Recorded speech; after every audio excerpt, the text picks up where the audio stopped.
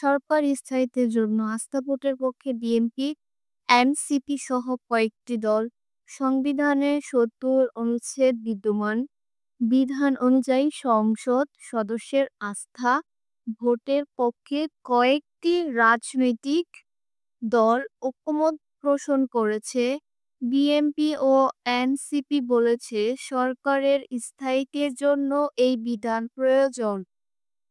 তবে কোনো দল বিষয়টি নিয়ে আরও আলোচনার জন্য বলেছেন। ফরেন সার্ভিস একাডেমিতে রাষ্ট্রের বিভিন্ন ক্ষেত্রে সংস্কার প্রশ্নে ঐকমত্য প্রতিষ্ঠার লক্ষ্যে রাজনৈতিক দলগুলোর সঙ্গে জাতীয় ঐকমত্য কমিশনের দ্বিতীয় পর্বের বিষয়ভিত্তিক আলোচনায় এ প্রসঙ্গ উঠে এসেছে।